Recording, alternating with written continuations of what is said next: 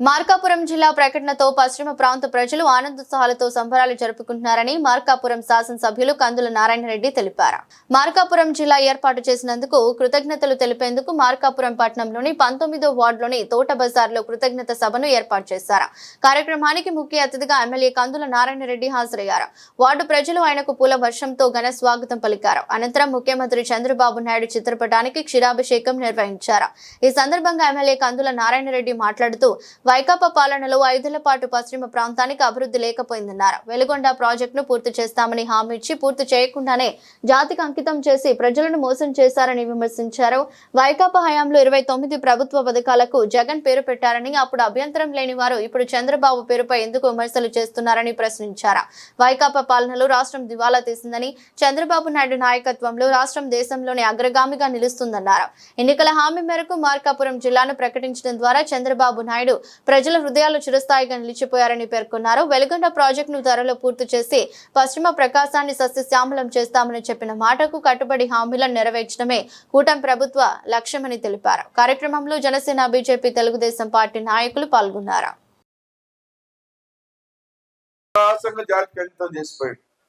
మన నాయకులందరిపై సప్పట్లు కొట్టిండు, సంకలు కొట్టిండు. తీరా చూస్తే ఈరోజు 4,000 కోట్లు కావాలి ఆ ప్రాజెక్టుకి. సంవత్సరం పడుతుంది ఇంకా ప్రాజెక్ట్ పూర్తి కావాలంటే. రోజుకి 24 గంటలు 3 షిఫ్ట్లు పనిచేస్తే సంవత్సరం లోపల పూర్తి అవుతుంది ఆ ప్రాజెక్ట్. అంత పని పెట్టుకొని నేను జాతికి అంకితం చేస్తున్నాను అని చెప్పి నువ్వు ఓపెన్ చేసిపోయినావంటే దానికి నాయకులందరూ సంపులు కొట్టుకుంటూ తిరిగారనంటే ఏమనాలి? అంటే మన చెవులలో పూలు పెట్టారా, లేదంటే క్యాలీఫ్లవర్లు పెట్టారా, లేదంటే ఏం పెట్టారు? గులాబీ పూలు పెట్టారు, ఏం పెట్టారు?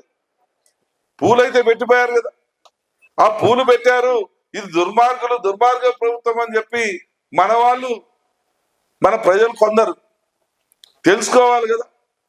అబ్బా జగనన్న పథకాలు బాగా ఇచ్చారా, మీటర్ నొక్కి బటన్ నొక్కి పథకాలు ఇచ్చారా.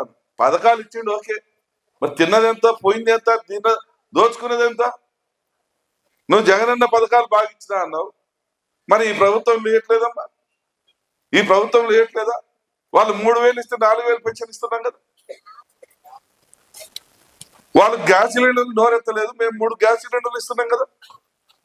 తల్లికి వందనం అని చెప్పి నువ్వు ఇంట్లో ఎంతమంది పిల్లలు ఉంటే అంతమందికి నేను డబ్బులు ఇస్తానని చెప్పి ఎలక్షన్లు అయిపోయినాక తూచన్నావా? ఇంటికి ఒక్కళ్ళకే అన్నావా? ఈరోజు ఎంతమంది ఉంటే అంతమందికి ఇస్తున్నావా? రైతులకు మేము వాళ్ళు 13,000 ఇస్తే మనం 20,000 ఇస్తున్నామా? మళ్ళా మీ అందరూ బ్రహ్మాండంగా గుళ్ళు గోపురాలు తిరగడానికి ఉచితంగా బస్సు సౌకర్యం కల్పిస్తామా? మీరు నిజం చెప్పండి అమ్మా, ఎంతమంది పోలేదు గుళ్ళకు? ఎంతమంది పోయొచ్చినా పోయిరాలేదా? ఒంగోలు పోయి కూడా చేపల మార్కెట్ చేపలు తెచ్చుకుంటారు మన వాళ్ళకి అందరూ తెలుసునా? ఫిష్ మార్కెట్లు కనపడదు నాకు. అంటే అంత మంచిగా చేస్తా ఉంటే చేయలేదు, మేం బాగా ఇచ్చినాం, మేం బాగా చేసినాం. ఏంటి మాటలు? ఎందుకు వస్తా ఉన్నాయి? ఎందుకు మాట్లాడుతా ఉన్నారు? అరే మన పిల్లల పరిస్థితి ఏంటి? వీళ్ళకి ఏదన్నా ఒకటి తెచ్చేయడం పెడతాం, ఈ ప్రాంతంలో వాళ్ళు బాగుపడతారు, ఈ ప్రాంతంలో బాగా చేసుకుంటారు. మన ప్రాంతంలో పోయినంత మంది వలసలు ఈ రాష్ట్రంలో ఏ ఊరో లేరు. దగ్గర 25,000 కుటుంబాలు ఈ యొక్క నియోజకవర్గంలో వలసలు పోయినారు. దేశాలు రాష్ట్రాలు పట్టుకొని తిరుగుతున్నారు. అక్కడి పోయి బ్రతుకుతున్నారు. బేల్దారి పనిలో ఇంకో పనిలో చేసుకొని ఆ పండగలు ఎప్పుడు వచ్చి ఏదో తల్లిదండ్రులను చూసుకొని పోతున్నారు. అంతటి దౌర్భాగ్య పరిస్థితి.